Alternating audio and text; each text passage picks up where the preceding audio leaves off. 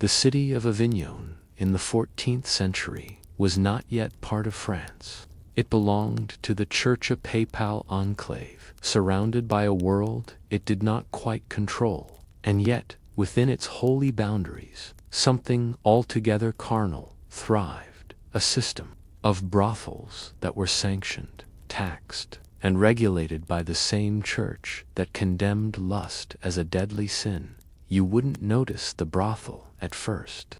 The streets of Avignon were tight and winding, flanked by 3-story stone buildings with heavy wooden shutters and iron sconces. The brothel was not marked with a sign, but with a subtle red lantern that hung above a narrow door, visible only at dusk. Behind that door, history was not written in papal decrees or holy sermons, but in the footsteps of women, the flick of a ledger, and the creak of rope beds against stone walls. It is early morning. The brothel's day begins not with a lover's sigh, but with soap buckets and boiled linens. The women rise in silence, some still aching from the night before. The cook, an elderly woman with more burns than teeth, starts a thin oat porridge, while the younger workers mop the tiled floors, with vinegar water to mask the smell of sweat and candle wax. Few imagine that such places kept regular hours, but they did. The maitresse, or madam, kept a precise ledger of visitors and earnings, which was inspected weekly by a city-appointed bordelier, or brothel inspector. The records had to be kept clean, just like the sheets. The church allowed the existence of brothels under the guise that they contained sin. Better for a man to sin here than to defile a virgin or a married woman. And so, in this carefully orchestrated hypocrisy, the business of flesh thrived. If you had walked into this brothel, you wouldn't see luxury. This wasn't Venice or Bruges. The walls were whitewashed and cracked. The bedding was coarse wool. The cups were wooden, and the only decoration was a fading mural of Saint Mary Magdalena, ironically, the patron saint of reformed prostitutes, painted on the common room wall. The air smelled of ash, boiled herbs, and unwashed clothes. Despite the daily cleaning, at the center of the household was the mattress, known simply as Agnes. She was once one of the working girls herself, but now she ran the house with the precision of a bookkeeper and the patience of a widow. Her hair was always bound in a tightly braided coil, and she carried a long stick, not for punishment, but to point out dirty boots, unpaid tabs, and unclean hands. Agnes was not cruel. She simply understood survival. In a town where both piety and pestilence could close a brothel in a heartbeat, she maintained the order that kept her girls fed and the taxman at bay. The women who worked here were not what you might imagine. Some were born into poverty and sold by their families. Others arrived after losing their husbands, land, or dowries. One or two had chosen this life, not for the pleasure, but for the coin. In a world where women had so few avenues to earn their own living, brothels offered a kind of cruel independence. Each woman had a small room, just wide enough for a bed and a stool. Privacy was not guaranteed, but it was more than what was offered in the streets. They had rules, no customers. On holy days, no thieving, no refusing service, unless the man was violent or diseased. If a girl fell ill, she was moved to the sickroom, where a healer would visit with oils and prayers. More often than not, illness meant loss of income and, sometimes, worse. At noon, the city bell rang from the Palais des Papes, just a mile away. You might think the sound would bring shame or reflection, but it didn't. For many in Avignon, this was simply the way things were. The church had its priests, the streets had their sin, and both paid their taxes to the same authority. Meals were simple: porridge, black bread, boiled beans, and, when coin was good, salted pork. There was no wine in the brothel during daylight hours. Rule Agnes enforced strictly. Drunkenness brought sloppiness, and sloppiness brought scandal. Scandal was death. The customers came mostly in the evening: traders, minor clergy, pilgrims. You might imagine they came for pleasure, but often they came for silence. They paid not just for the body, but for the temporary forgetting. One customer, a friar from Arles, came every Wednesday like clockwork. He never touched the women, only sat and wept, holding a rosary in one hand and a woman's wrist in the other. Agnes never asked why. By nightfall, the lantern was lit and the door unbarred. Each woman had her shift, marked by a notch carved into a wooden slate near the hearth. They earned half the fee. The other half went to the house. From their portion, they paid for food, linens, medicines, and candles. Few saved much, and none stayed long. But there was a rhythm to it, and within that rhythm, a strange kind of peace. In a world ruled by war, plague, and religious fervor, the brothel offered a brutal kind of consistency.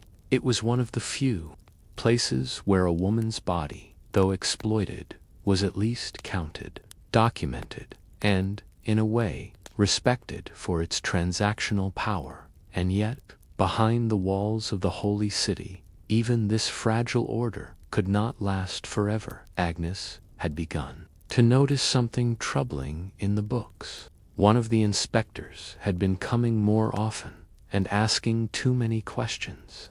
A new papal decree was rumored, one that would outlaw brothels within the city walls entirely. The church had tolerated sin, but perhaps the tides were turning. What would happen to Agnes, to her girls, to the life they had carved out in the shadows of holy power? You've returned to the brothel at dusk, just as the red lantern is being lit and hung from the rusted hook above the door. The air is thick with the scent of scorched oil and the faintest trace of lavender used to mask less pleasant smells. Inside, the girls are preparing for the evening shift, but the mood is different now. Agnes sits in the corner, her ledger open, her fingers tapping the table. You might expect her to be doing sums, but tonight her attention is on a folded piece of parchment. It's written in Latin, not a language she reads well, but the wax seal is unmistakable. It bears the mark of a papal official. The rumors were true. To understand the danger Agnes and her girls now face, you must understand the awkward bargain between sin and sanctity that had governed cities like Avignon for decades. The Church, in all its layers of piety and doctrine, had long acknowledged the necessity of controlled prostitution. Even St. Augustine once mused that if brothels were abolished, chaos might erupt. In medieval Europe, morality was often a matter of logistics. A bishop might write a scathing sermon against lust while quietly approving the town brothels. Annual license. After all, it brought stability. Men had an outlet, women had work of a sort. The city collected taxes. Order prevailed. But Avignon was changing. With the papacy now physically relocated here since 1309, the city had grown crowded with cardinals, diplomats, and scribes. The Vatican's presence wasn't just spiritual, it was administrative, political, and public. And public perception was shifting. The proximity of vice to the palace was becoming a thorn in the side of clerical image-making. It wasn't that the brothels were any worse than before, they were as regulated and subdued as ever, but their visibility had become a problem. Pilgrims arrived expecting sanctity. Instead, they walked past red lanterns. The church had begun cracking down, not just with sermons, but with paper, ink, and bureaucracy. The Bordelier, once a relatively inconspicuous city functionary, had become more zealous. His name was Father Thibault, lean, precise man who smelled of lye and parchment. He had arrived at Agnes's door 3 times in the past 2 weeks. He no longer merely checked the books.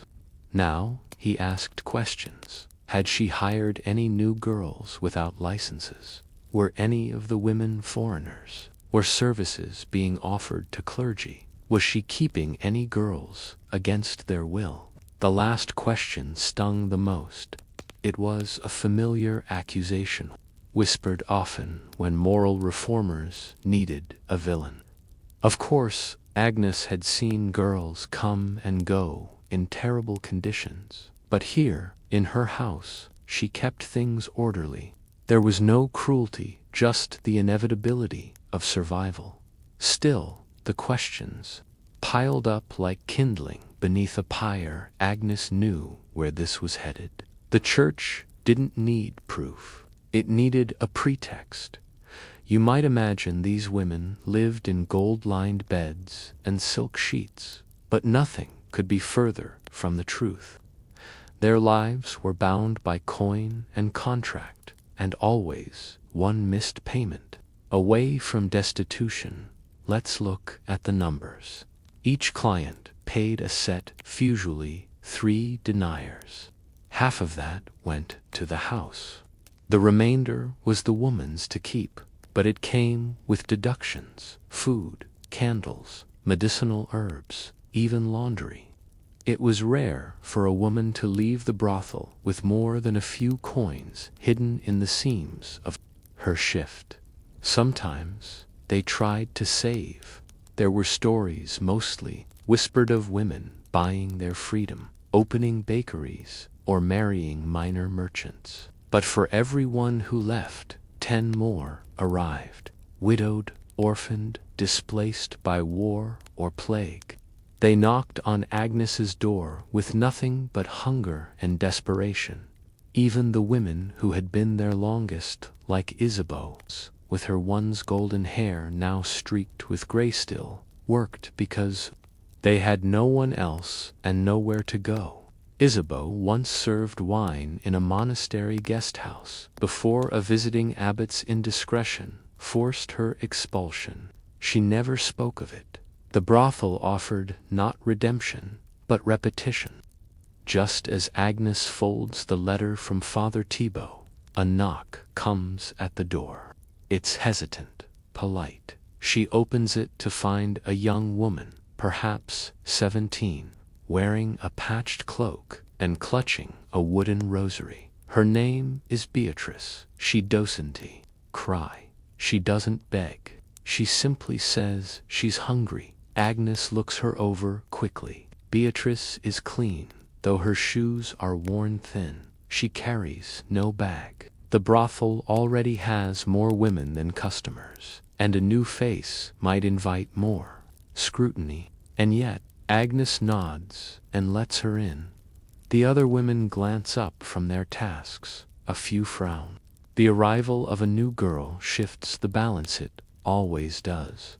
There will be jealousy, suspicion, and perhaps worse.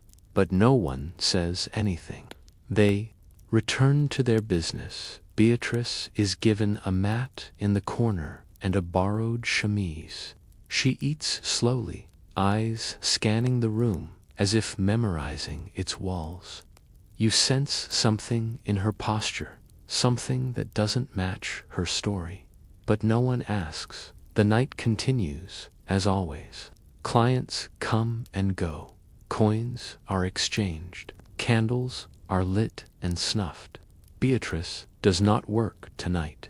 Agnes says she observed. Learn the rules, and begin in 2 days. But by morning, something will be missing. The next morning, Agnes notices the lockbox has been tampered with. Nothing is gone, not yet.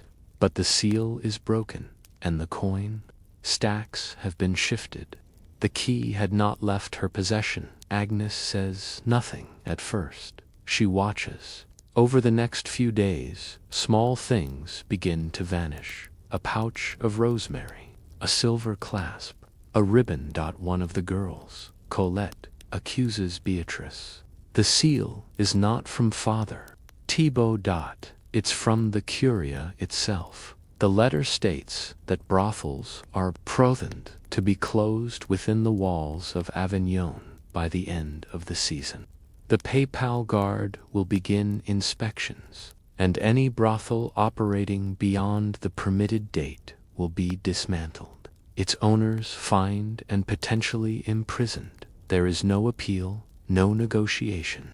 The church has made its decision. Agnes must decide whether to move the brothel beyond the city walls into rougher, less policed territories.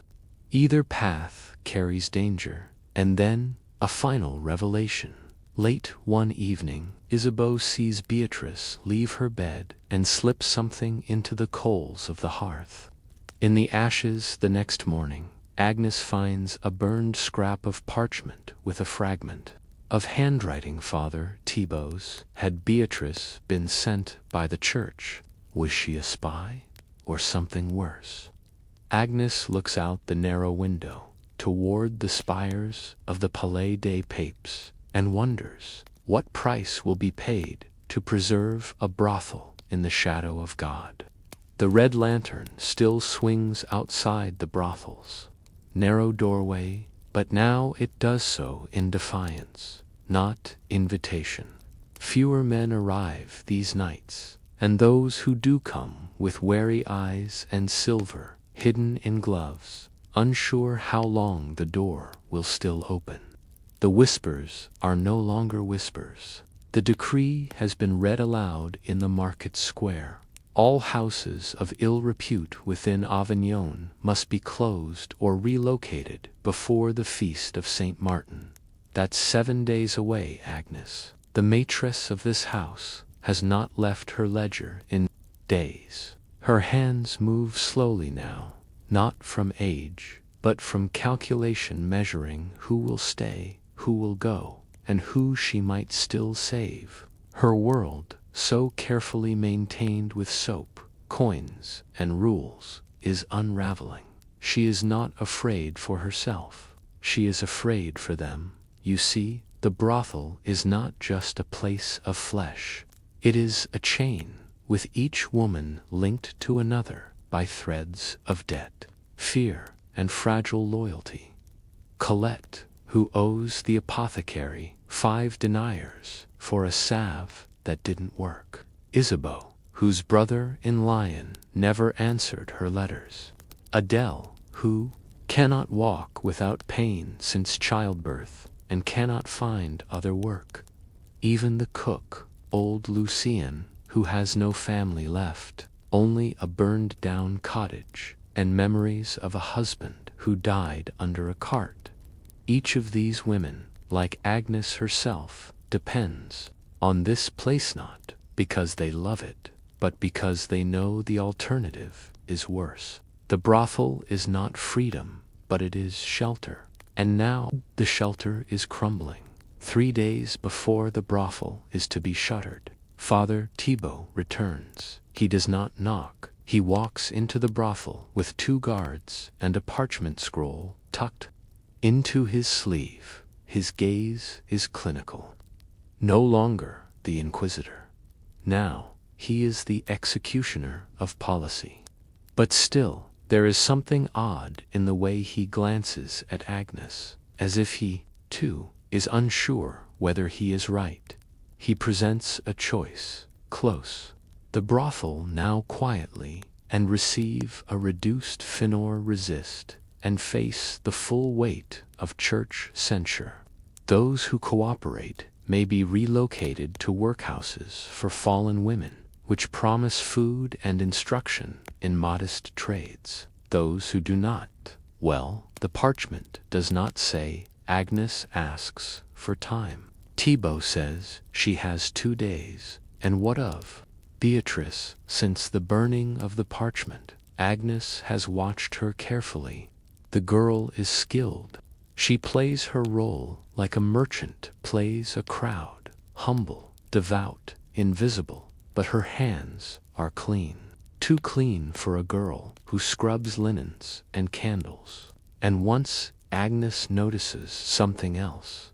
Beatrice mouths the Te Deum during prayer but skips the Latin verses unique to Avignon's rites. She is not local. She is not just a hungry girl. Agnes confronts her quietly in the cellar. She does not threaten. She asks, and Beatrice calmly confesses. She is not a spy, not formally, but she was sent by her confessora, Dominican, aligned with the reformist wing of the church, to observe and report whether the brothels were redeemable, whether mercy could be granted, whether Agnes and her house were merely perpetuating sin or offering a form of refuge. Her notes had been taken, hidden, and would be delivered before the feast of St. Martin. Agnes listens, then laughs, not cruelly, but bitterly.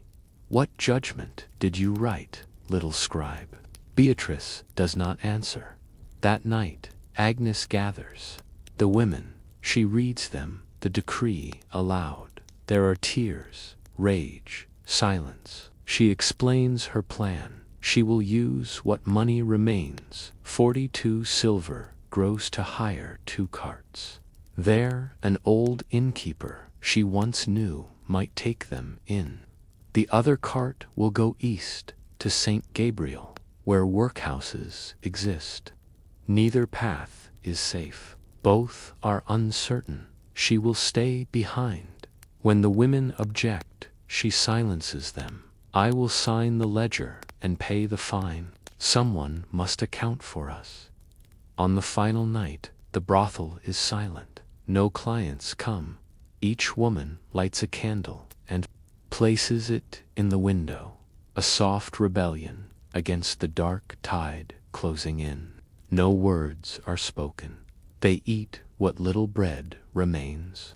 Old Lucien bakes one last tart with dried figs she had hoarded all year. Agnes locks the ledger in a chest, wraps the key in linen, and gives it to Beatrice. If you're still writing, she says, write that we tried. At dawn, the carts arrive. 5 women leave for Saint-Andre, 3 for St. Gabriel. Beatrice walks with them halfway, then turns back. She helps Agnes clean the house one final time. Father Thibaut arrives. At noon, he inspects the premises, signs the scroll, and declares the brothel closed under the authority of His Holiness. No arrests are made. No shackles are shown. He nods once to Agnes before leaving. His eyes are tired. Later that evening, Beatrice departs without a word. She does not look back. The house stands empty for weeks. Then a group of Benedictine nuns takes it over and turns it into a hospice. The red lantern is thrown into the rain. The mural of Mary Magdalene is whitewashed. The ledger is lost, but stories remain, in whispers, in the way people still glance at that corner of the street. Others claim she disappeared one night, carrying a small bag of silver and her long stick.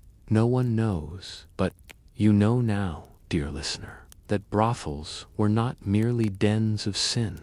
They were places of strategy, survival, and sorrow. And the women within them were not caricatures, but accountants, healers, mediators, and survivors. In the end, the brothel's true history was not written in papal decrees or legal scrolls. It was written in the ledgers of women who counted more than coin. Imagine Paris not the Paris of postcards, but the Paris of the 14th century, smoky, cramped, and alive with the rhythmic clatter of carts, the murmur of merchants, and the muffled toll of bells echoing over the rooftops of the left bank. This is not the city of romance, but the city of record-keeping, especially for those who worked in the business of pleasure. You are not in a boudoir tonight. You're in an office, a modest chamber with oak beams, a low ceiling, and a single window covered in horn, not glass. At its center sits a woman not in lace or perfume, but in rough-spun wool, her hands ink-stained, her sleeves rolled to the elbows. Her name is Jean Larouse, and she is a madam. But more importantly for the crown of France, Jean is a taxpayer, and she is very, very good at math, you see. Prostitution, long tolerated but officially condemned, was finally organized under an administrative lens. Regulation replaced repression. Brothels were licensed, taxed, and folded into the fabric of the economy. Each legal brothel had to keep records, names, dates, earnings, expenses, and fees paid to the city. Of city walls, or CHAPELS. Jean, for her part, ran one of the busiest establishments in the Rue Grevas, a stone's throw from the Seine. Her brothel wasn't grand, 4 rooms, 6 women, but it was efficient. She had regulars, merchants, clerks, even the occasional squire from the Sorbonne. Her ledgers were clean, her payments punctual. City inspectors trusted her. More than once, they asked her for advice when dealing with less organized madams. You might imagine a brothel as a chaotic swirl of bodies and shadows. In reality, it was a system, a finely tuned machine of coin and service. The city didn't just tolerate if they depended on it. Let's examine the numbers. A registered brothel in 14th century Paris paid a monthly fee to the Hôtel de Ville. This fee varied depending on location and size. Jean's establishment paid to leavers and 8 sous monthly, a significant sum equal to a master carpenter's wages, in addition to the licensing fee. The records refer to her girls by first name or nickname, only Mirette. Listen, Clarette, followed by marks in the margin denoting days worked. But that was just the official cut. There were also unofficial payments, tips to guards, gifts to visiting bailiffs, and the occasional donation to local clergy. Jean kept careful note of all of it, listing them in a separate column marked largesse, or generosity, a term that cloaked corruption in the polite veil of medieval custom. Why was she so meticulous? Because one misstep could cost her everything. Every quarter, the city sent an inspector, a notary, or a tax clerk who checked the madam's books with reports from street wardens and neighborhood watchmen. This wasn't a casual affair. Jean had to produce copies of her contracts, proof of payments to workers, and evidence of health inspections. Yes, even in the 1300s, some form of public health control existed. Midwives and healers were sent to brothels to ensure that diseases didn't spread, or at least not quickly enough to anger important clients. The inspectors were men, of course, often underpaid and overcurious. Some tried to extort, others simply wanted numbers. Jean learned how to read them for their souls in exchange for a missing receipt. Her most dangerous visitor was a clerk named Etienne, who suspected that Jean underreported earnings. He wasn't wrong. Jean kept 2 ledgers. The official, paid. The true ledger, kept in a hollow space behind the hearthstone, told a different story.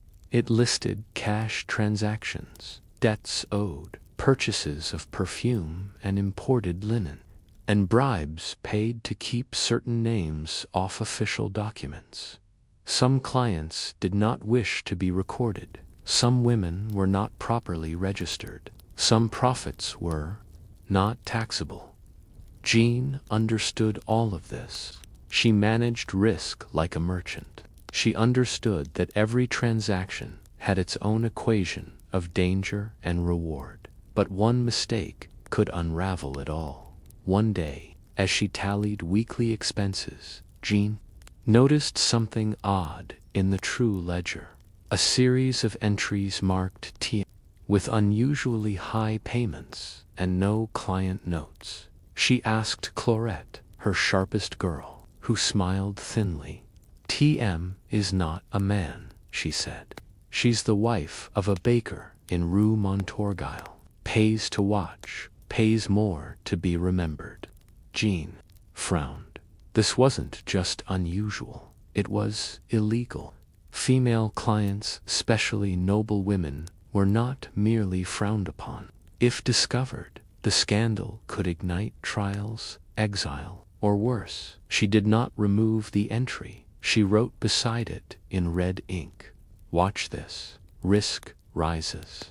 Jean had learned to see people not as sins, but as figures in a ledger. Some were liabilities, others investments. But this was a variable she could not afford to miscalculate. A week later, prompted by rumors of illicit bookkeeping, Jean's hand did not shake. Her face remained still. She poured him wine. She produced the official ledger. He examined it carefully, then glanced toward the hearth. "You are clever, Madame Larousse," he said, "but the clever often forget. The fire doesn't hide ink, especially when it burns too hot." A pause. Then, with a faint smile, he sipped the wine and said, "We'll speak again next week. Keep the books ready." And he left.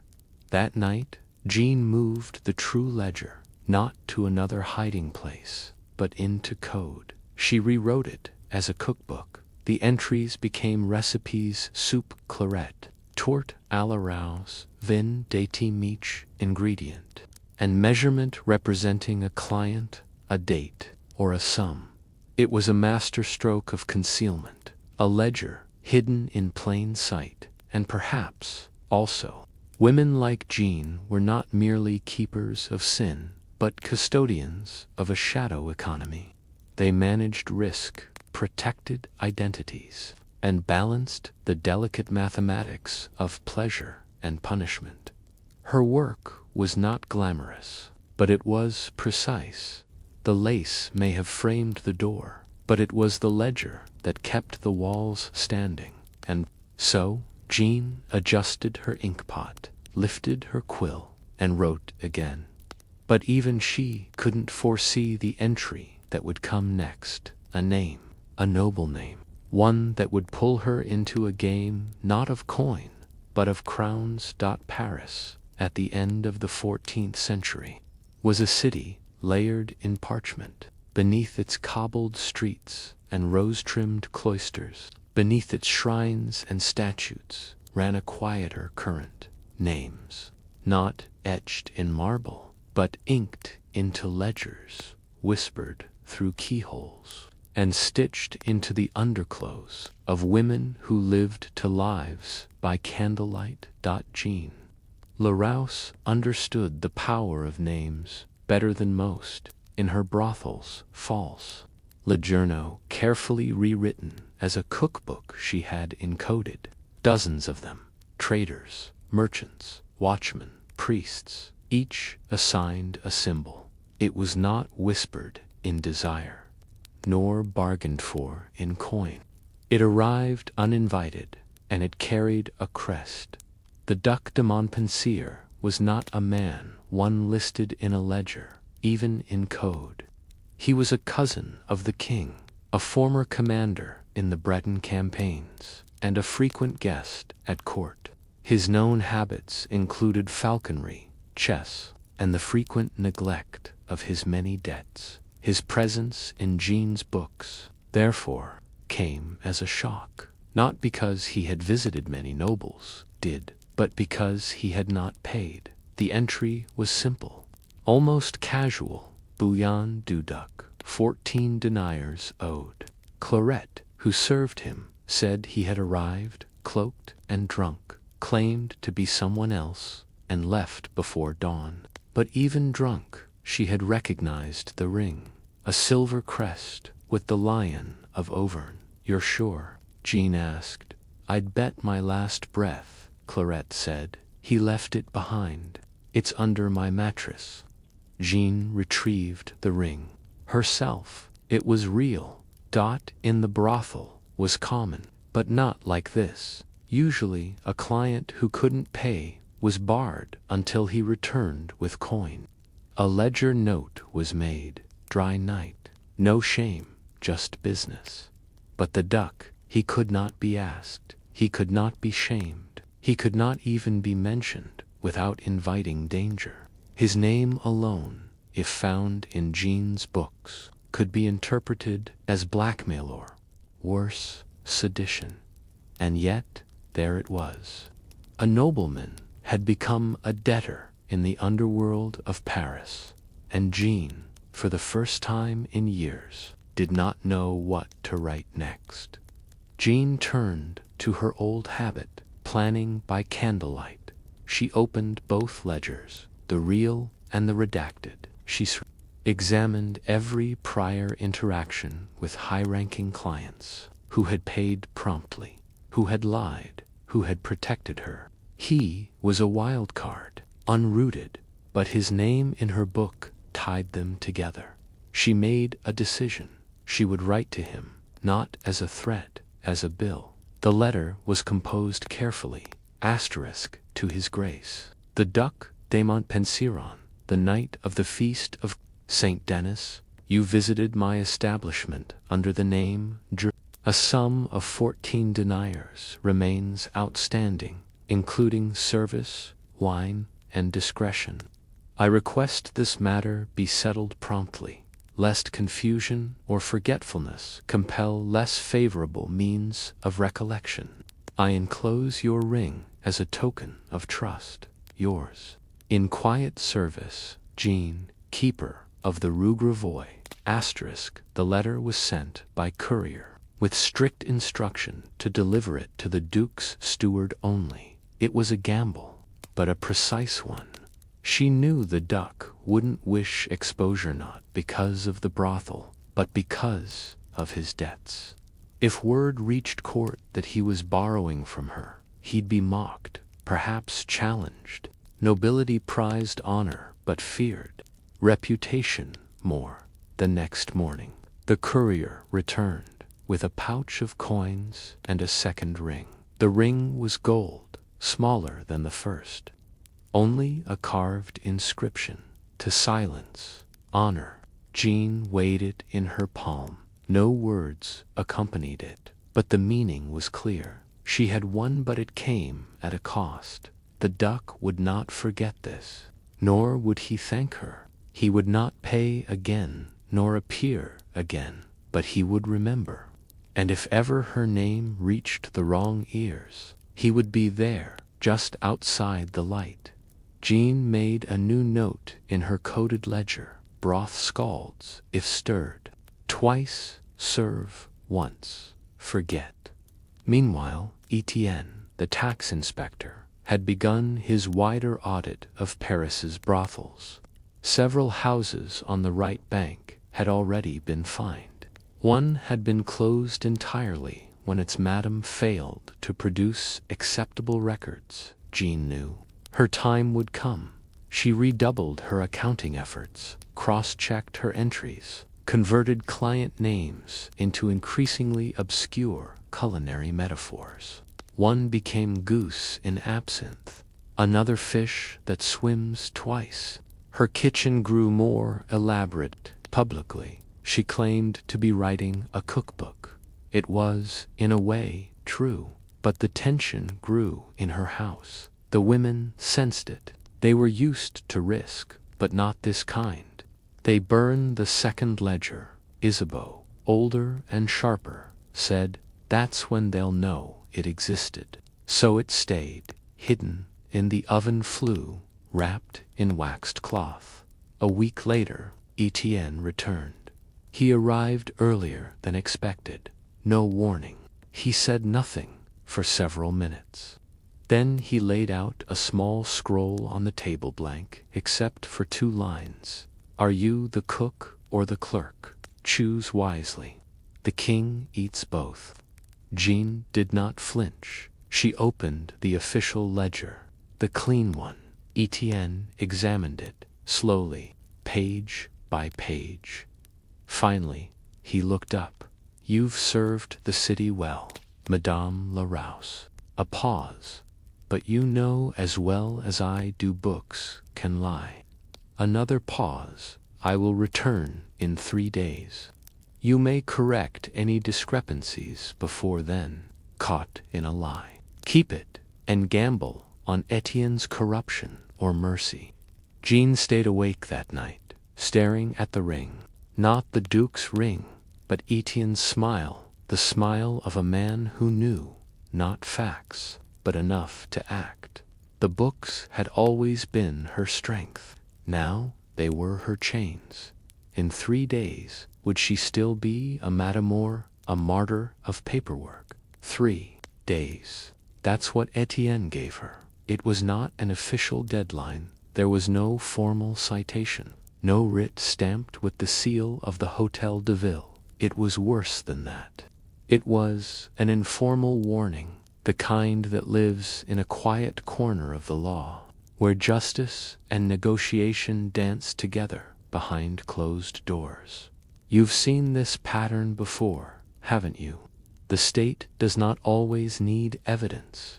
It only needs suggestion and a nudge. So now, Jean Larousse sits again at her desk. The smell of boiled herbs lingers from the kitchen. A ledger lies open. Not the real one. The other one, the one with tidy lines and approved margins. One she show, but her hand hovers over a second book. The true ledger, the coded one. She knows this is no longer about coin. It is about control. You would be amazed at what Jean's coded ledger contains. Not just names, but relationships. There are patterns. A certain bishop who comes every second Friday and leaves double coin for silence. A spice merchant who pretends to be deaf and never speaks, but tips in clothes. A city guard who trades information for companionship. Ledger also shows debts not just of money, but of favors. Secrets stored between red ink and metaphors. It is, in effect, a map of informal power in Paris. And now that map is a danger, because Etienne, the tax clerk, may not be here to audit her books. He may be here to take them. That night, Jean gathers her girls, Clarette, Isabeau, Mirette, and the rest. She tells them the truth, that an inspection is coming, and not just of the books. Sews false bottom hems into the curtains. Mirette hides the coded ledger in a clay bread jar beneath the hearth. Clarette writes a fake confession that pins all illicit dealings on a former servant who died 2 winters ago, conveniently unable to contradict. Time he brings a junior clerk and 2 city guards official now, and undeniable dot. Jean smiles. She wears no perfume, no powder. She is dressed plainly, as a widow might be. Not mourning, but modest. She presents the official ledger. The inspection begins. Etienne reads silently. The junior clerk records. Jean offers tea. Etienne declines. He opens drawers. He checks beneath floorboards. He gestures toward the hearth. May we inspect the flue? Jean nods. Of course. They find only ash and a burnt crust of bread, nothing else. Etienne studies her closely. You've nothing to declare. No alternate records, no errors you wish to correct before this becomes inconvenient. Have only what's required, monsieur. No more, no less. Silence. Then Etienne sets the ledger aside. A pause, a glance between them. I trust you have nothing else I need to see. Another pause, longer. Jean leans forward, voice calm. If you did, monsieur, you would have found it already. It is not a denial. It is an assertion of symmetry. He knows she's hiding something. She knows he knows, but he has no proof. And the moment to act passes. He stands. The inspection ends. Jean watches them leave. The street returns to silence. The girls breathe again, but something has shifted. The ledger is safe for now, but the scrutiny will return. Perhaps not this year.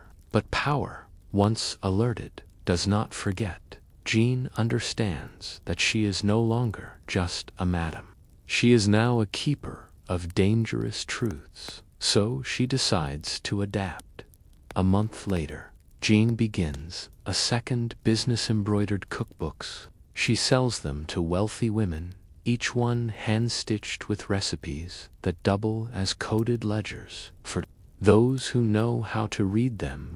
Clients come quietly, often at dusk. Some buy the books, some add to them. Within a year, Jean is known not just as a madam, but as a scribe of secrets.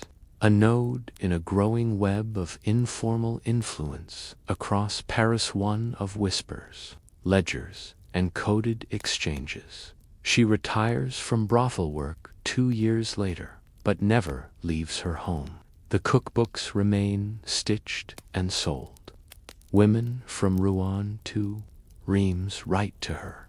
With clean hands and an unsealed letter on her table, her ledgers are discovered, but no one understands them, not at first, and then she doesn't keep them. She copies them. The legacy continues, and long after Jean Larousse is forgotten in the official records. Her methods, the careful mix of ink, metaphor, history, in ledgers, in cookbooks, in coin, hidden not in shadows, but in plain sight. The wind off the Baltic Sea carries with it a Thames of salt and iron. Seagulls wheel above timbered warehouses, and the cries of dockworkers echo down narrow stone alleys. You re in Lubeck, sometime around the year 1387, when this city was the crown jewel of the Hanseatic Liga, powerful confederation of merchant towns that stretched from London to Novgorod. The ships that crowd trade flows through the port like blood through a beating heart.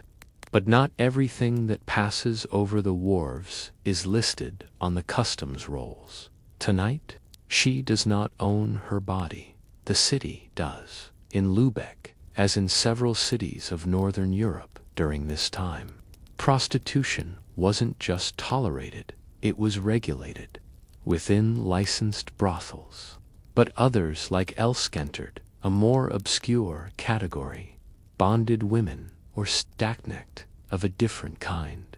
Asterisk, while stacknecht usually referred to bonded male laborers. Lubeck's civic records also show women who were in the bond of the town, meaning they were hired, housed, and controlled directly by the city for sexual labor. Elsk's contract is a real type found in Lubeck's archives. Not poetic, sold not by a parent, but by circumstance. Her mother died during the winter famine. Her father drank, was sick. The alms offered by the city weren't enough, but the brothel license, that was plenty. The city received taxes. She received a bed, a shift, and 2 meals a day as long as she performed her civic duty. Her body was part of the municipal machine. Asterisk. Elsk lives in what the town rolls euphemistically call a women's house near the Jacko Vicarage. It's a stone structure with a timber loft, shared by 7 other bonded women. A city-appointed matron herself, a former worker, enforces curfew, cleanliness, and silence during the day. Each woman is assigned a number, not a name, in the official records. Clients pay their fee set by the city and receive a token. They hand it to the matron, who records the time, date, and number. Everything is tracked. There is no bartering, no refusal. If a man is drunk, violent, or diseased, a woman can report him, but she may not refuse him. ELSKE has done this work. For 2 years, she is not allowed to leave the district without written permission. She must report to a city-appointed physician every fortnight for examination. The physician, a rotund man named Hertog, pokes and questions without explanation. He is more concerned with avoiding epidemics than with the women's comfort. And still, Elsk stays. Why? Because the city pays her 5 pfennigs a week, more than any laundress, more than a baker's apprentice, enough to send coin to her brother. Now, staying with monks in Trévemünde, unlike the brothels of Avignon or Paris, Lübeck prides itself on civic hygiene. The bonded women are considered part of the city's infrastructure, no different, perhaps, than the fishmongers or cobblers. The law states, the needs of the merchant and sailor shall be met in the place provided, to prevent vice from spreading uncontrolled. What sounds like morality is, in fact, policy. In exchange for her body, Elsk receives a ration of soap, vinegar for cleaning, and candles. Her shift is replaced monthly. Her bed is inspected for lice. These facts are recorded in the Frauenbuch, a civic ledger that lists rentable women. The book lists Elsk as no, 6 brown hair, medium height, 2 years bonded, clean of infirmity, compliant. That word compliant is circled in red dot. She did not circle it. The matron did. May imagine sailors, drunk and crude. Some are, but others are quieter. A scribe from Danzig who pays just to lie beside her. A monk who comes only during Lent, trembling. A trader who gifts her a comb carved from whalebone. She keeps the comb hidden. She has hidden other things too, like letters. 1. Of her clients, a low-ranking city clerk named Falk has begun slipping her notes-folded scraps of Latin and Low German, filled with poetry and questions. He doesn't ask her to leave with him. He only asks what she dreams about. No one has ever asked that before. She has not answered yet then. One morning in the spring, something changes. The Burgermeister of Lübeck himself orders a surprise inspection of the women's house. Rumors swirl of a merchant's daughter found with a sailor. The city council wants a scapegoat. The brothel women are the easiest target. Elsk is made to stand naked before the council scribe. He does not look at her face. He records her measurements. The matron is reprimanded. The house is declared temporarily suspended until further review. No clients allowed. No coin earned. Elsie's weekly payment is withheld, and now she must survive without the only income she has known for a week. The house is silent. Cold meals, no candles, no visitors. One woman sneaks away to work in the harbor, hoping to find coin on the side. She is caught and whipped publicly. Elske stays. She writes a note to Falk. She asks him to visit her during his next shift. not as a client, but as a friend, to bring books, to bring news, and perhaps to bring a plan. What is Elsk in the eyes of her city? A body for rent, a public service, a number in a ledger. She has no right to refuse, no room to hide, and yet, somewhere inside, she is still a girl who dreams, who counts days in candle ends and carves words into wooden bedposts. There are rumors now of the city considering abolition of bonded service altogether. Some say it's the church pushing for it. Others say the merchant guilds want to privatize the brothels. Elsk does not know what's coming, but she knows this: if the system ends and the house closes, no one will help the girls. There will be no pensions, no housing, no future. They will simply vanish from the ledger. And yet what if that vanishing is the only chance at freedom? By now you've seen that Elsk does not cry easily. Life in Lübeck's bonded house has trained her against tears. They do nothing here. But when she finds Falk's reply tucked beneath the hearthstone, written on ragged vellum and sealed with nothing more than a drop of wax, she almost weeps. I have written to a friend in Rostock. She is a midwife and knows a house where the city does not claim your kind as property. You must leave soon. Speak nothing aloud. I will send word. It's not a love letter. Falk is not that kind of man. It is, however, the most dangerous thing Elsk has ever read. Because if she is caught with this a correspondence, plotting escape from civic bondage, she will not simply be dismissed. She could be branded, or worse, sold again, this time into unregulated street service, outside the protection of city law. That's the paradox. The same system that holds her hostage is also the only thing shielding her from worse fates in Lübeck's civic code. Bonded women fall under a peculiar jurisdiction. They are not considered enslaved. Yet neither are they free. They are listed under städtische Verpflichtung, municipal obligation. Their rights are few. They may not own property, marry, or relocate without permission.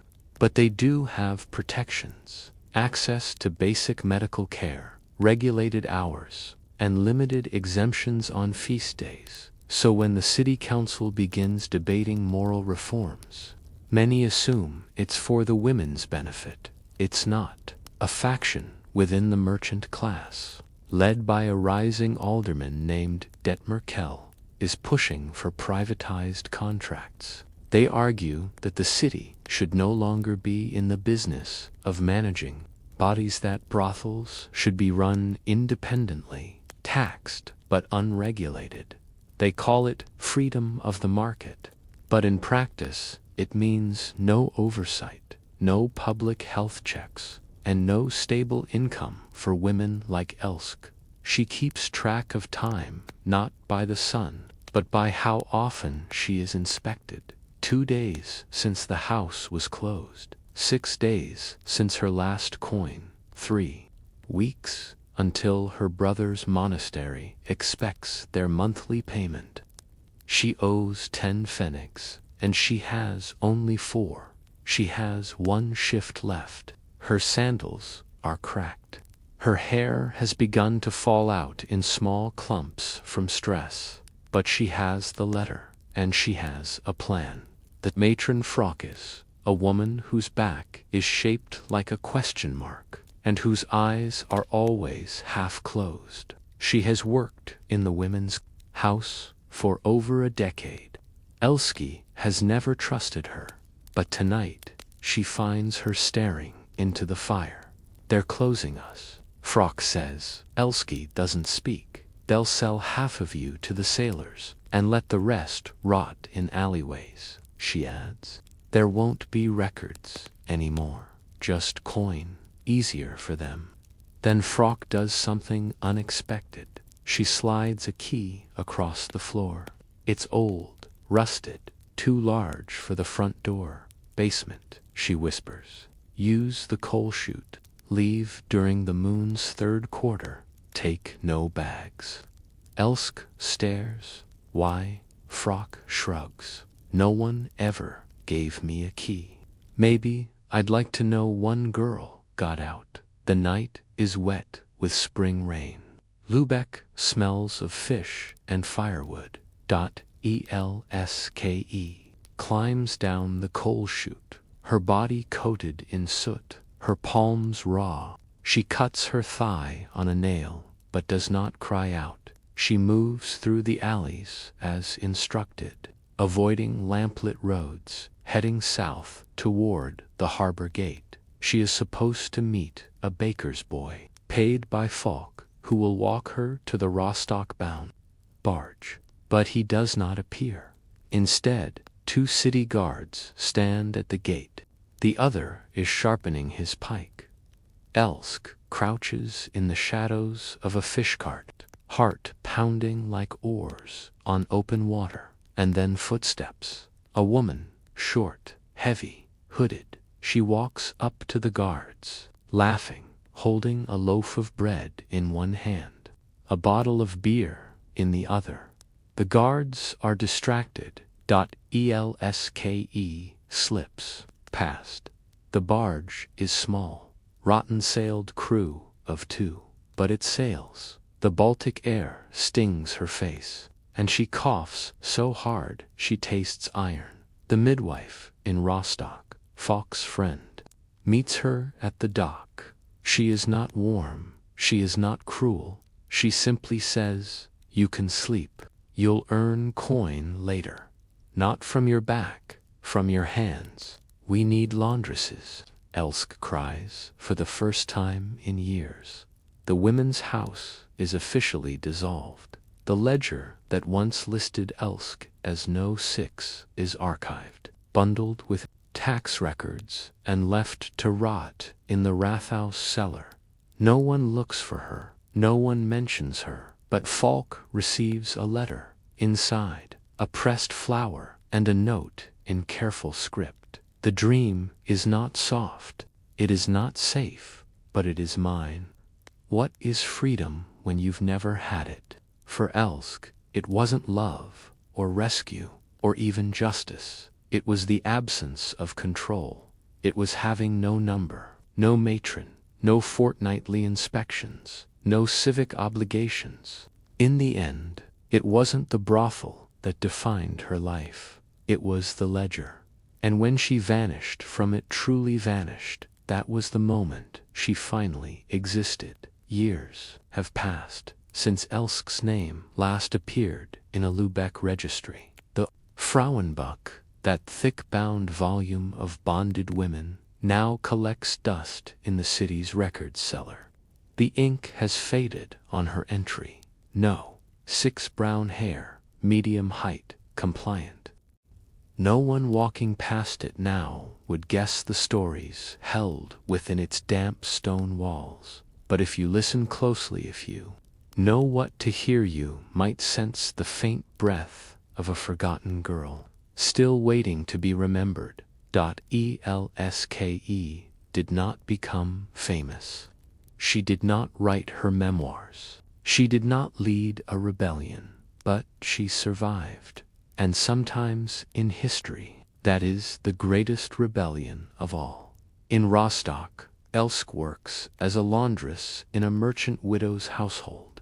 The work is hard, scrubbing blood from sailors' linens, boiling lye, hauling water in frozen winters, but it is hers. No tokens, no ledgers, no matron watching through a keyhole. She earns her own coin. At night, she reads old church books Falk once sent her. She learns to trace letters, then write them.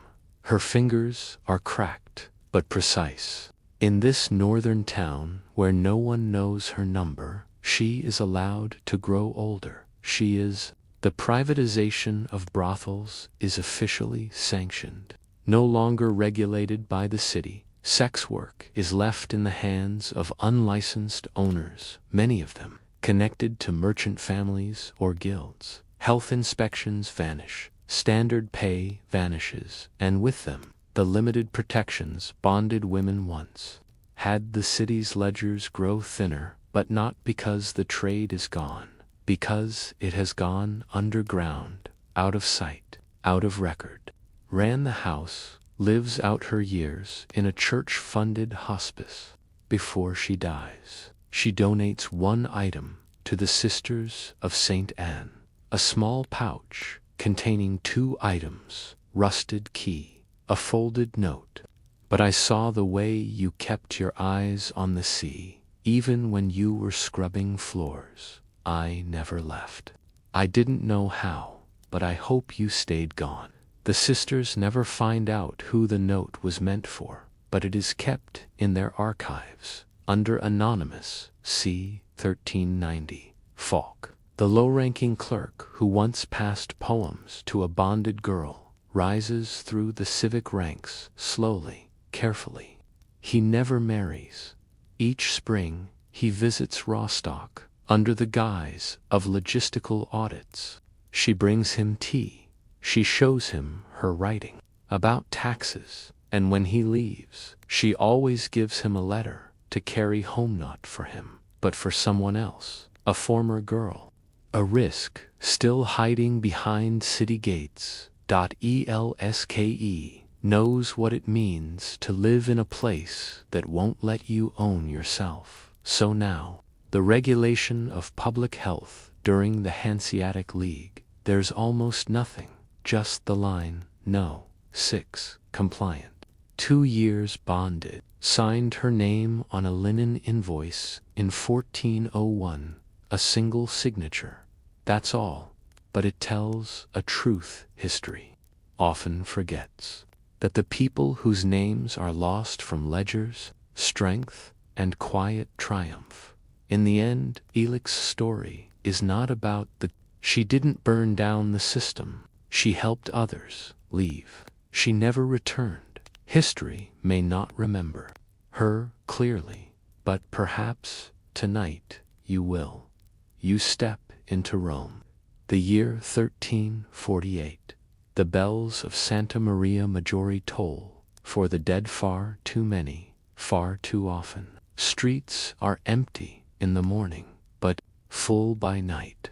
The gutters stink of incense, sewage, and something older, old sin, perhaps.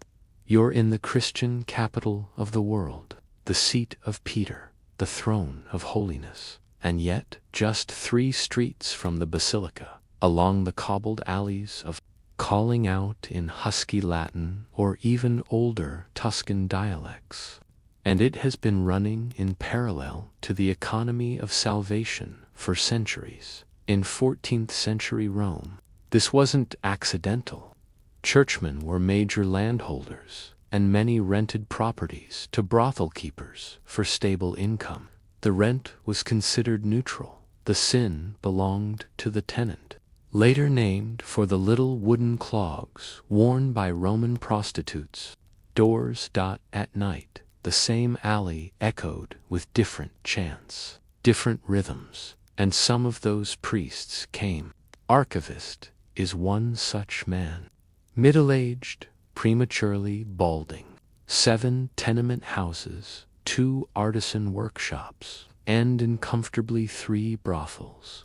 Officially, the church doesn't own brothels. Unofficially, it rents space to tenants who are free to operate, provided they pay their dues on time. Aldo is not a reformer, because one brothel is paying far more rent than it should, and another hasn't paid at all, and because someone somewhere higher up wants him to stop asking. Rome's church in the 1300s is not a single entity. It is a hydra made up of competing bishops, orders, abbots, and lay guilds. Everyone takes a cut. A typical transaction might look like this. A cardinal owns a building. Rent indirectly, denying involvement.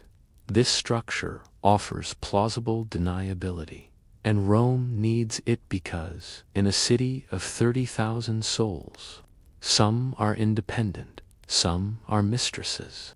Father Aldo finds a letter slipped under the door of his cell. No seal, no signature. Inside is a single sentence. If the blood of Mary Magdalene was so pure, why do we keep selling her body? He stares at it for a long time. Then he places it inside his book of Psalms. Between Psalm 51, "Have mercy on me, O God," and Psalm 53, the fool says in his heart, "There is no God."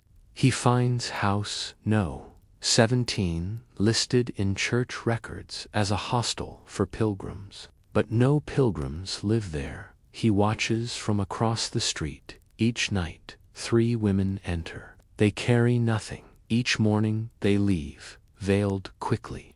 Before sunrise, Aldo recognizes one of the men who visits, Father Girolamo, a canon from the later, and Aldo says nothing. But he takes note. Aldo is not a radical. He does not want scandal, but the contradiction is no longer tolerable.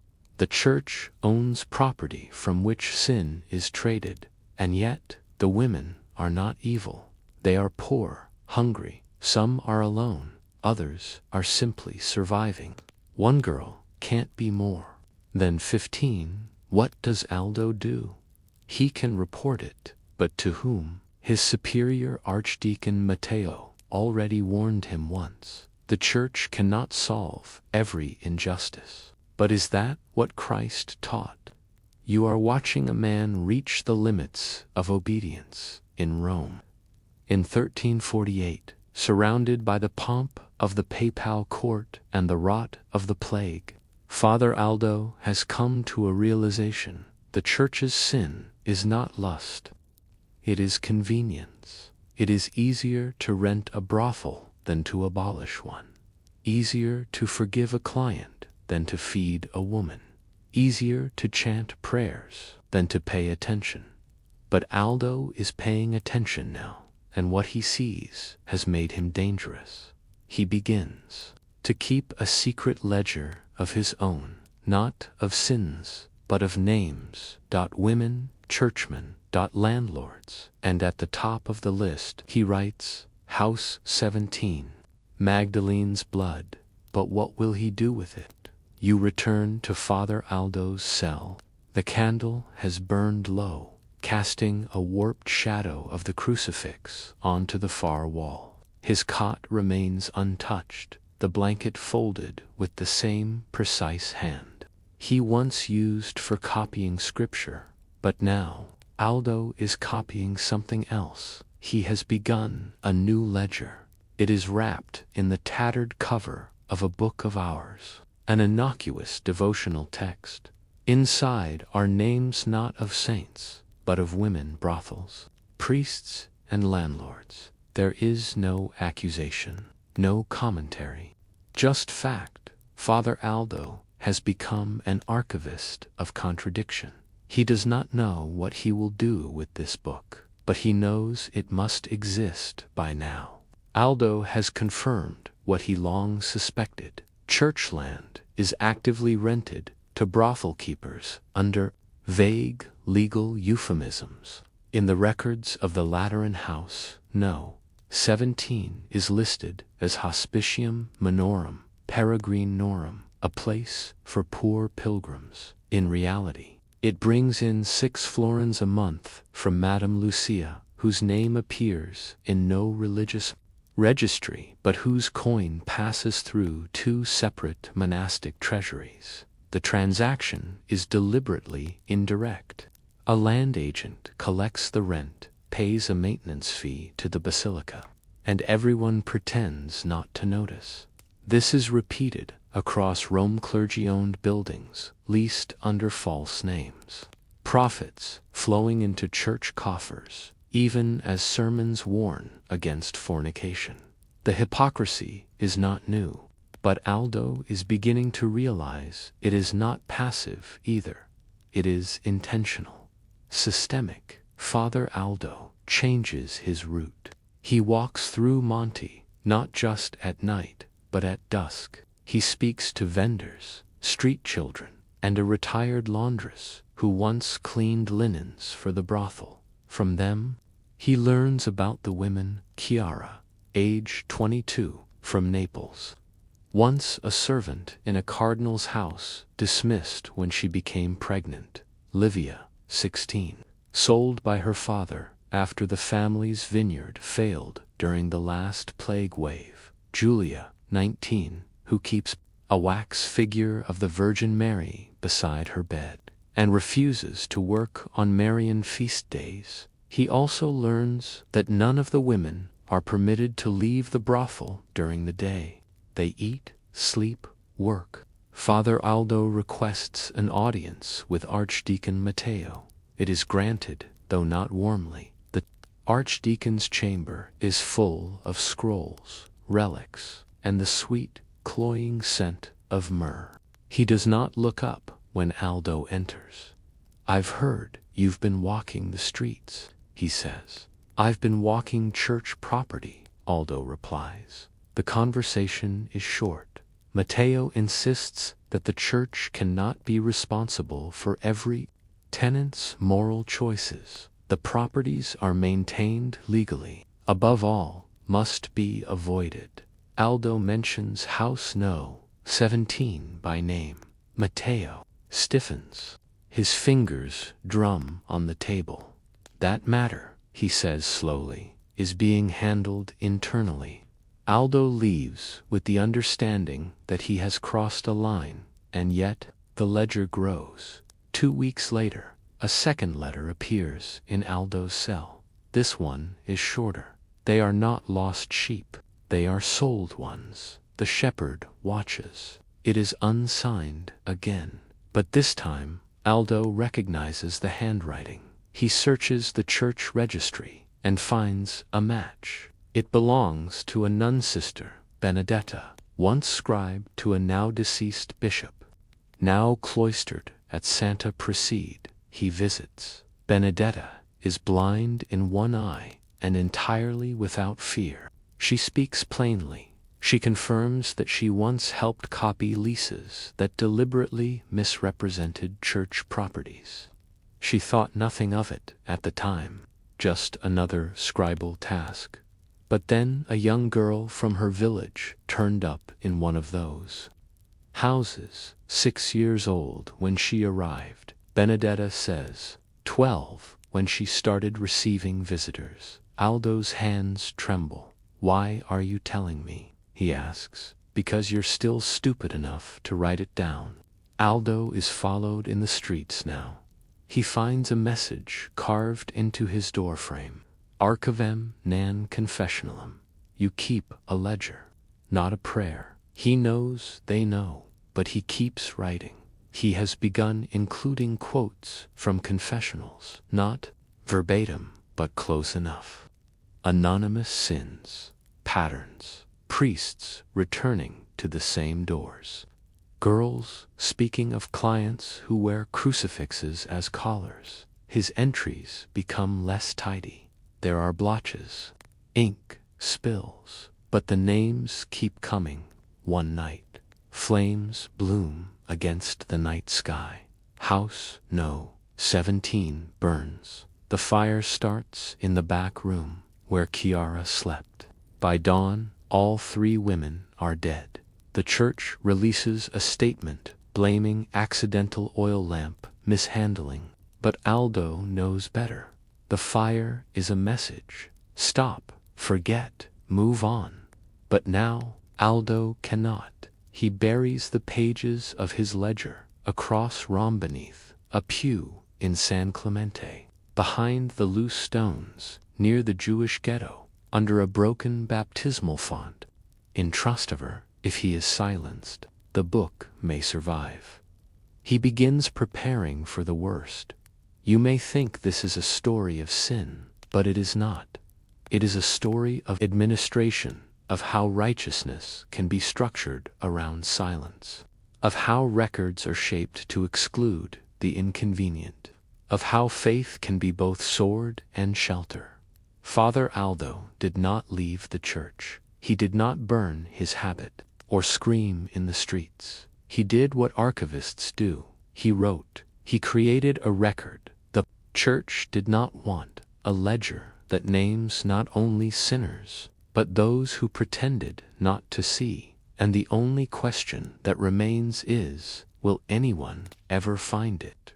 There are no fireworks when a story like this ends. No arrests, no declarations, no red-caped cardinals dragged through the mud. What happens instead is silence. But somewhere beneath that silence, in the shadowed crypts of Rome, a book wrapped in waxed cloth sleeps beneath the fourth stone in the apse of San Clemente. It is not canon law, not a gospel, not a list of miracles. It is a ledger, Father Aldo's ledger. It contains 27 names of women, 14 names of brothel keepers, 9 clergy, 5 buildings owned by church hands, but rented to sin, and 1 phrase written at the end. This is not confession.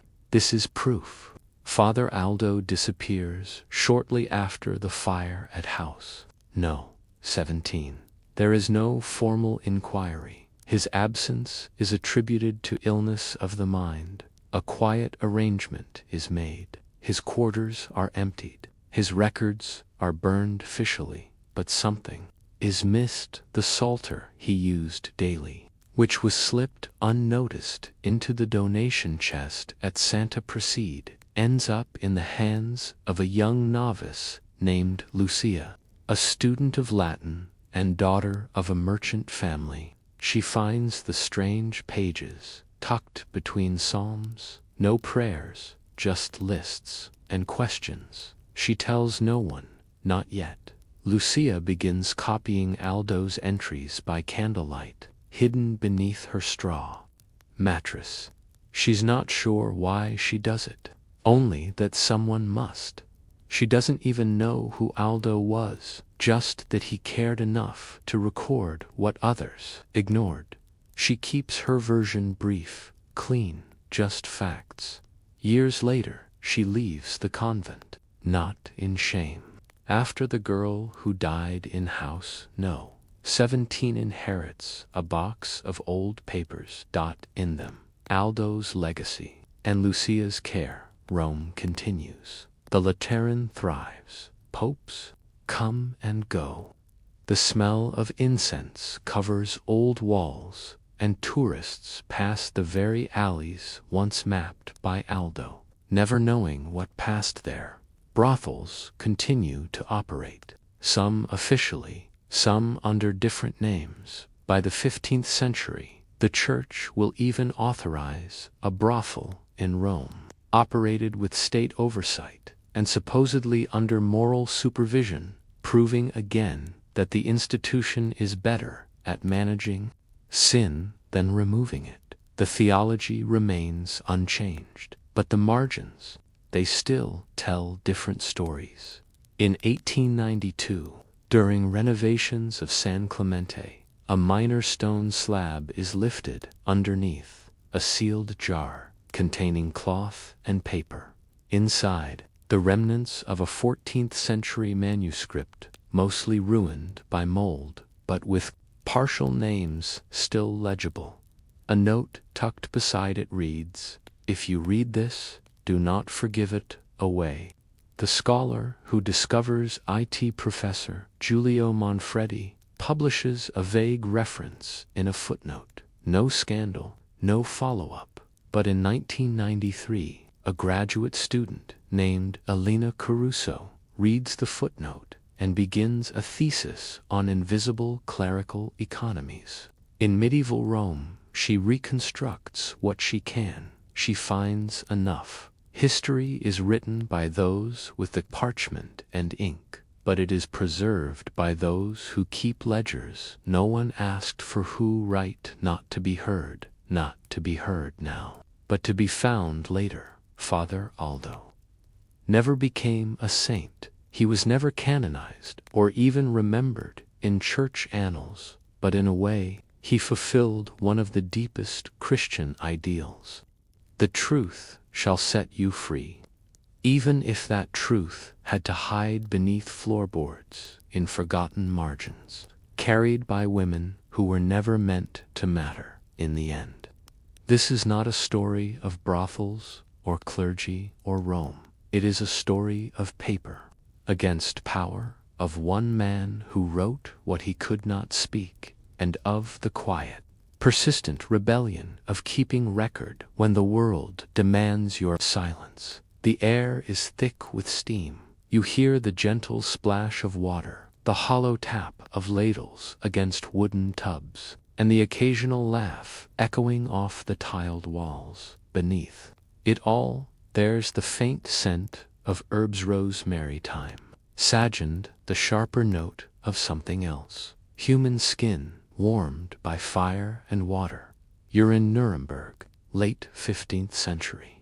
The Holy Roman Empire is strong, guilds are growing, and the city is obsessed with cleanliness, at least by medieval standards. This is a public bathhouse, but it is not simply a place for hygiene.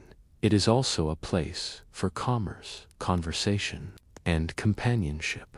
And occasionally, it's where morality becomes slippery. Along with the tiles, bathhouses were common throughout medieval and Renaissance Europe, particularly in German-speaking cities. Known as Badstuben, they were regulated, frequented, and, more importantly, necessary. Why? Because most homes had no running water, no proper plumbing, and no facilities for washing more than one's hands, or perhaps a foot. So, the bathhouse became a weekly habit, a civic institution. But this place you're standing in, it's not just for washing. You notice things if you look closely. That woman combing her hair in the corner isn't just waiting for a tub, she's eyeing a merchant across the room. That merchant, he came in alone, but he'll leave with company, and the bathmaid preparing towels. She's wearing a necklace far too fine for her pay. The city council in Nuremberg has strict rules. Bathhouses must close at sunset. No mixed-gender bathing during Lent. No wine or gambling inside the bathhouse. No prostitution. All of these rules are broken regularly, not publicly, not blatantly, but in the quiet ways everyone understands. Mixed bathing is allowed on Saturdays because the crowd demands it. Wine is served by the bathhouse owner's niece, who also sings. And as for the last rule, the council turns a blind eye so long as the taxes are paid. In fact, one of the bathhouses contributes so much in yearly fees that the mayor himself once joked, "Better to be wet than holy." Meet Jakob Trenker. He's the bathmaster, here part plumber, part businessman, part matchmaker. He oversees water heating, towel laundering, herb procurement, and, unofficially, the comings and goings of certain repeat clients. Jakob keeps two ledgers: the official bath log, names, times, payments; the second one, marked only by initials, symbols, and times of departure that don't quite match times of arrival. He doesn't list services. He doesn't have to. He just tracks who pays whom and how often. Everyone. Artisans come on Mondays. Aftermarket apprentices come on Wednesdays, when the fee is lower. Nuns come on Thursdays. Escorted and silent merchants come on Saturdays. Stay too long. There's a cultural understanding here. The bathhouse is a liminal space, neither home nor church, neither brothel nor salon. And because of this, taboos bend. You see a priest sharing hot stones with a midwife. A noblewoman soaking beside a butcher's wife, a baker getting a back rub from a girl who's not his wife, but no one asks. The bath erases distinctions, or maybe it just covers them in steam. The bathhouse is also a place for information guild. Leaders discuss contracts, traders exchange rumors, two aldermen debate grain tariffs in low voices over the splash of water. And amid this, bathmaids, listen, they're not just servants. They are conduits of gossip, intelligence, and sometimes leverage. A well-placed word from a bathmaid has started more than one marriage, and ended a few as well. Jakob pays them in coin, but they earn something else, too. A map of the city's true power lines, drawn not with ink, but with overheard secrets and observed patterns. You notice her now, a woman with auburn hair, dressed in a shift slightly finer than the rest. She's laughing with a client, pouring wine, adjusting her sandal in a practiced, delicate motion. She's not a prostitute, not in the legal sense, but she is paid for companionship. Space, neither condemned nor protected. They are not brothel workers, so they receive no inspections, no tax stamps, no legal recognition if they are assaulted, no record of employment if they become pregnant, no legal father, but for many, as always, is watching. Local friars preach sermons about the sin of indulgent washing. One abbot visits twice a month for treatment of rheumatism. A deacon's nephew works the towel rack. A bishop once funded renovations for the steam room, citing public morale. The church protests, but it uses the bathhouse, too. Because Rome may burn with righteousness, but Nuremberg needs warm water and smooth negotiations. You are not in a brothel.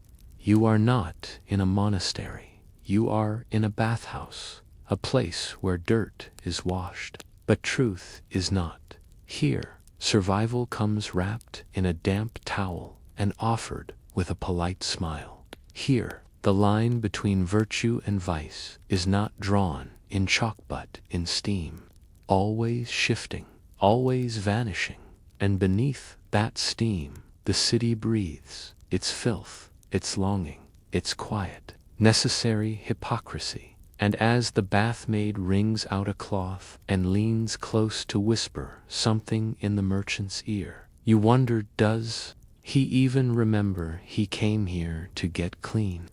Down below the polished tubs and perfumed steam of Nuremberg's public bathhouses lies the real engine of cleanliness, the furnace room. It's a dark, cramped space, hot enough to bake bread. Apprentices shovel pine logs into stone ovens to heat copper boilers that feed the tubs above. The air is thick with ash and sweat, and no one speaks much except for the occasional curse when a plank breaks or a coal pile collapses. You might not think this room matters, but here, beneath the warmth of luxury and civility, is where the bathhouses to lives truly converge, because secrets rise with steam, and sometimes so do bodies. Her name was Anna Veit. She was a linen girl, responsible for cleaning, folding, and arranging towels, with occasional work as a pourer for herbal rinses, not licensed for sex work, not fined, not inspected, just present. She arrived 6 months ago. She vanished last week. The official story. She returned to her family in Bamberg. The real story. Jakob Trenker, the bathmaster, found a blood-streaked shift beneath the sauna bench. He burned it. He says nothing to the city watch. Instead, he logs Anna's final week as leave for illness. But the bathmaids know. They whisper. And they wait. 2 days after Anna's departure, A man from the Fleischers and Floths guild visits Jakob. He's not here to bathe. He brings a message. Keep the books clean, and keep the girls quiet. The implication is clear. Anna saw something or said something she shouldn't have. The man who favored her, a guild alderman, has political ambitions. A scandal could rot his standing faster than spoiled sausage. Jakob nods. He has seen this before. The bathhouse is not neutral ground. It is highly political real estate, a stage for quiet arrangements, unspoken alliances, and delicate silences. So Jakob updates the books. Anna Veit is gone, and her final payment, oddly larger than usual, is labeled herb washing services. You might think these women, these bathmaids, pourers, companions, are fragile, but they are not naive. They know the rules. Never give your real name to a client. Never leave the bathhouse alone with a man unless you're paid first. Never speak of what you overhear, but those rules don't always protect them. Unlike licensed prostitutes, bathhouse women have no official status. They exist in the legal gray, which means they are invisible to the court and expendable to the guilds. And when one of them disappears, there's no record, no investigation, just a shift folded neatly, placed in a basket, and taken to the furnace. Jakob has begun keeping a third book. This one he hides beneath the loose plank near the furnace room door. It's not for taxes, not for rent. It's for them, the girls, he records, who arrived, who left, and who never left properly. Anna Veit vanished after visit by Herr Dietmar Butcher's Guild. Elsa Merton bruises noted after alderman visit. No complaint filed. Kath Holzman, pregnant, confronts him. Why do you write our names? She asks. Why not let us vanish quietly like the rest? Jakob doesn't answer right away. Then he says, because if I don't, someone will say you were never here. Meanwhile, word is spreading. The Nuremberg Council has received anonymous complaints that immorality is festering inside the baths. A group of reformist clerics, emboldened by recent campaigns against taverns and gambling dens, has begun to petition for closure of several bathhouses, citing unchecked vice and female corruption. A pamphlet circulates, The Devil's Steam, illustrated with crude woodcuts of naked women luring men into hell through a tub. Ironically, these pamphlets are printed using wood from Jakob's own supplier. The city is shifting, and Jakob knows the days of looking the other way may soon end. Enter Father Wilhelm, a Carmelite friar with a soft voice and sharp eyes. He begins visiting the bathhouse not to bathe, but to observe. He asks questions. Do you record who works here? Do the women consent freely? How much wine is served per day? Are guildmen offered special rates? Jakob gives polite answers. But Father Wilhelm is not appeased. He quotes Leviticus. He leaves tracts. He tells the bathmaids they can confess anonymously, twice a week, behind a linen screen, in the bathhouse itself. Some do, others laugh, but slowly things start to change. Fewer patrons arrive on Saturdays. A guildmaster's wife refuses to allow her husband to visit the Devil's Tub. One of the bathhouses down the street closes, officially for repairs. Unofficially, it's because the owner was arrested for harboring a harlot. Jakob receives a notice. You are hereby summoned to account for the moral condition of your establishment before the Council of Manners. The date is set for the first Monday of Lent. You've now seen what lies behind the perfumed water. Not scandal, not perversion, but gray nest. Survival. Steam. that hides bruises, ledgers that speak in code, women who work because it's cleaner than the streets, but not always safer. The bathhouse was never just a place for washing. It was a threshold between worlds, between classes, between public health and private sin.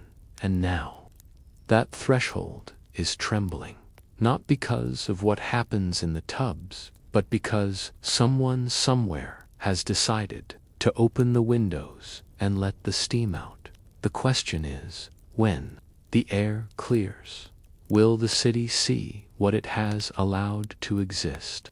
The bells toll across Nuremberg, clear and sharp against a gray sky.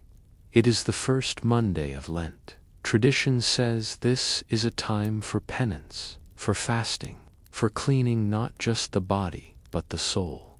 But today, for Jakob Trenker, the bathmaster, the day begins, not with soap or steam, but with a summons. The Council of Manners has called him to account. 3 members sit in judgment: a city clerk, a junior priest, and an alderman from the very butchers' guild that once sent veiled threats in the name of silence. The irony is not lost on Jakob. The document reads, whereas the bathhouse of Jakob Trenker has received complaints of impropriety, unlicensed commerce of the flesh, and disorderly conduct, the council demands an accounting of activities, staffing, and clientele. It is signed by Father Wilhelm. Beside it is a sealed envelope containing testimony from a concerned woman of the city, who claims her brother was led into corruption through mixed bathing. Jakob is not shocked. He is tired. He does not lie. He states plainly that the bathhouse is a necessity, especially in winter, that all fees are paid, all taxes rendered, that he employs women for pouring, laundry, and service, but not under contract for companionship, that he cannot control what patrons do after they leave. The priest scoffs. The alderman nods faintly, carefully. The clerk merely writes. Jakob is told that the bathhouse will remain open for now, but must prohibit mixed bathing, except on Sundays, dismiss any servant suspected of lewd conduct, submit a weekly moral register to the council. He agrees, but he knows what's coming. That night, he opens the furnace room for more than heat. He takes out the 3rd book, the one with the names of women, their injuries, their disappearances. He stares at it for a long time. Then, page by page, he feeds it to the flames, not out of guilt, out of protection, if the council ever found it. The women's names, Anna Veit, Kath Holzman, Elsa Mertonwood, become evidence. They would be dragged from their homes, fined, beaten, worse. So he lets their stories vanish, but not from his memory. The bathmaids sense the change long before the customers. Do steam no longer masks as much. Eyes linger too long. Questions get too specific. Kath leaves first, headed to Augsburg, where her cousin runs a tavern. Elsa follows, finding work with a midwife. Within a month, 3 bathhouses shut down, 1 by inspection, 2 by fire. Soon, only Jakob's remains, half empty, half muzzled. He trains new workers, young, quiet, careful, but the spirit is gone. The laughter is fainter. The whispers have stopped. Only steam remains. One morning, Jakob comes in to find the furnace has gone out. No one lit it. The apprentices didn't come. The firewood stack is untouched. He sits in the center of the main room, wrapped in his coat, staring at the cold tubs, and for the first time in over a decade, he thinks, what is left to clean? Eventually, the city congratulates itself. The bathhouses are reformed. The temptations of the flesh are minimized. The streets are cleaner. But they never ask where the women went. No one wonders what became of the bathmaids who once whispered behind veils of steam. They simply vanish from the records, the same way the city's sins do not through repentance, through reclassification, because what cannot be confessed can always be erased. In 1889, a historian reviewing guild records finds a brief note in the Nuremberg archives. Bathmaster Jakob Trenker, fined for excessive privacy in record-keeping. Lent, 1483. The historian moves on, but in the margin, a curious clerk has scribbled. Many ledgers have margins. But what of the steam? It is unsigned. It is never followed up, but somewhere, perhaps in a home that once served as a bathhouse, a hollow board hides the ashes of a book, a ledger that once tried to remember the names of the forgotten. You find yourself in a narrow room off the Cale della Mandola in Venice. It's just before dawn, and the city is still asleep, except for the hum of the lagoon and the rustling of fabric against skin. A woman stands before a fogged mirror. She is not naked, but she is not yet dressed. Before she dons her public self, she must choose between lace or linen, modesty or spectacle, survival or punishment.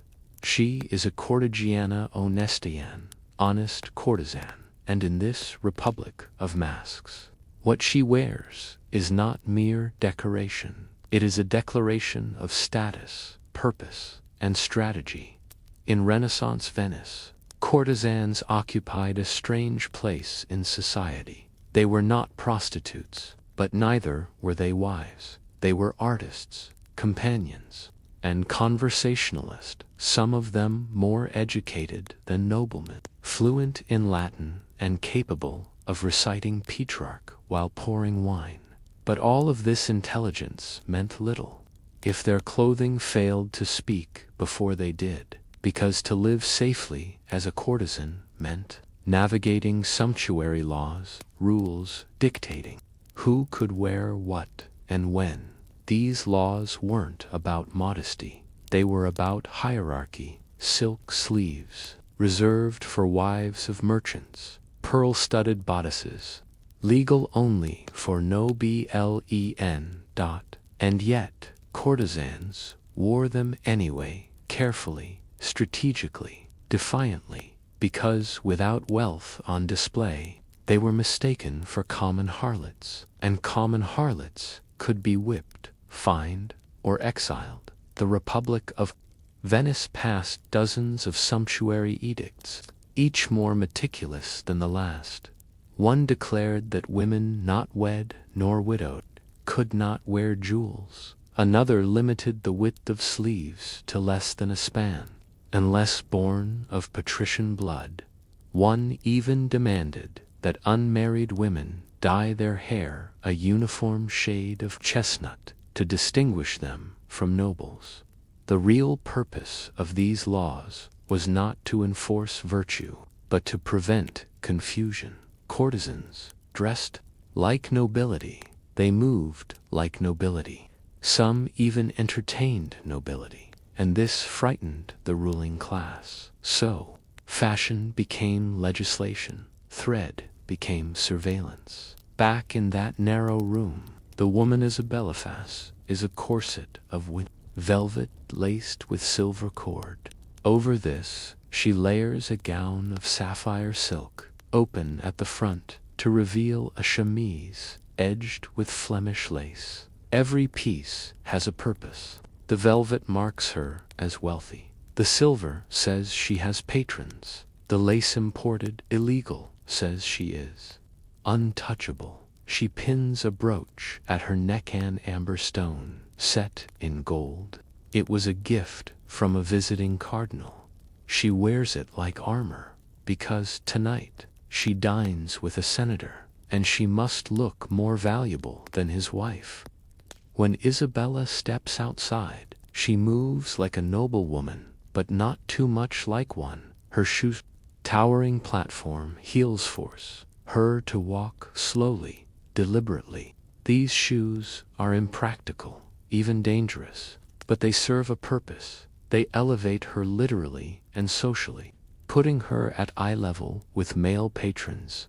In the narrow Venetian alleys, Isabella's silhouette becomes a performance. Her sleeves shimmer, her earrings sway, her painted lips curl in a knowing smile, and every man she passes knows this is not a woman to touch, unless you are willing to pay. Isabella is not alone. Other courtesans dress similarly, but each has her own signature. One wears French lace, rumored to be dyed with beetroot and blood. Another favors black silk, a color so expensive that only widows and the Vatican could afford itemless. Of course, she's a courtesan. A third dyes her hair with saffron and ashes to achieve the Roman blonde praised in Ovid. They walk past one another like living paintings, but underneath the competition is camaraderie. They borrow each other's gowns. They share tailors. They exchange pins for protection against envious clients. In a world where women have no guilds, their fashion becomes their union. Of course, not everyone admires their artistry. Moralists and preachers, particularly the Dominicans, rail against courtesan dress. They preach fiery sermons about silk as Satan's thread, claiming lace entices demons and brocade invites damnation. The city posts placards warning citizens not to be deceived by elegant whoredom. The punishment for violating dress laws: a fine of 50 ducats, public shaming. Or, in rare cases, forced haircutting, symbolic stripping of beauty and power. But Isabella pays her fines in advance, and she wears her hair higher the next day too. A courtesan in 16th century Venice, clothing is not frivolous, it is currency, defense, self-authorship. Each gown, each clasp, each stitch is a negotiation between visibility and danger, between luxury and legality, between being seen and being condemned. The law says, "You must not wear this."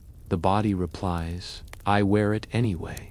And so, as Isabella turns a corner toward the canal, her gown shimmering in the fading light, you realize something.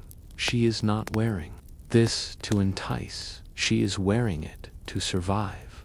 In Venice, everyone wears a mask, sometimes literally, sometimes not, and courtesans, they are masters of this masked life. By day, they may stroll through the mercery, inspecting bolts of fabric, haggling with glove sellers, making their presence known to both clients and rivals. By night, they step into salons where philosophy, poetry, and pleasure blend into something Venice pretends not to see. Here, clothes are not costumes, they are signals, like flags on a ship sailing dangerous waters. If you read them correctly, you'll know who has power and who only pretends. Let's return to Isabella, the courtesan from section 1. She has 2 wardrobes. The visible one where she keeps her velvet gowns, jewel-toned sleeves, and imported chemises. This is for the world. The private one, a chest locked beneath the bed, containing garments more practical: homespun linen, loose hose, woolen wraps. This is for errands, for mourning, for moments when she cannot afford to be seen. These plain clothes are more dangerous than the fine ones, because if Isabella is seen in simple garb, without a veil or patron nearby, she could be accused of streetwalking. Hello status, act punished with fines or worse. But if she wears silks too often, or in the wrong quarter, who make examples out of women like her, so she dresses like a queen one day, and like a maid the next. Each choice is a negotiation. The poets and chroniclers of Venice cannot ignore the courtesan. In fact, many of them write for them. Pietro Aretino, famed satirist, composed sonnets about the elegance of Venetian courtesans, often describing their gowns in loving detail. Lodovico Dolce praised their radiant dignity in both posture and attire. Even foreign diplomats recorded their astonishment at the sight of women dressed in gold-threaded bodices and high heels, chapines walking with the grace of duchesses. But it is not flattery, it is envy, and sometimes fear, because no one, not even the ruling patricians, symbols were more dangerous than swords. You may wonder, why such obsession with clothing? Because in Renaissance Venice, a woman's garments defined her class. Even more than her birth, a wife wore muted silks, her hair covered sleeves, long and plain. A widow wore black, often veiled, signifying virtue and restraint. A courtesan, however, wore what no one else could, a version of femininity that refused invisibility. This created confusion, and confusion, in a society obsessed with hierarchy, was intolerable. There are records of husbands mistaking courtesans for noblewomen, resulting in social embarrassment and political scandal. In 1531, the council passed a new ordinance: let women not under marital bond be forbidden from donning any form of gold thread lace, velvet of crimson hue, or heeled sandal above one palm's height. It was aimed specifically at courtesans. Isabella, of course, had already switched to emerald silk with silver thread by then. The law was always one step behind. None of this is possible without the tailors, and behind the fabric is an entire sub-economy of clothing diplomacy. Certain tailors become known for forgetting to register a gown. Others accept favors in place of full koinan arrangement. Both parties understand will never be written down. A few specialized in reversible gowns, one side plain, one side a woman to flip her status mid-walk if needed. These artisans are discreet, loyal, and well-paid. One Bartolomeo della Scala once stitched Isabella's initials into the lining of a bodice, not out of affection, but as a signature, proud of his creation. Their fates are often linked. If a courtesan is arrested, her tailor may be questioned. If a tailor is blacklisted, a courtesan must reinvent her wardrobe, band her identity. Isabella owns a small hand mirror, polished but slightly warped. It shows her face, but never truthfully. Sometimes she stares into it and imagines what she might wear if there were no laws, no patrons, no fear, a robe of cotton, no jewels, no mask.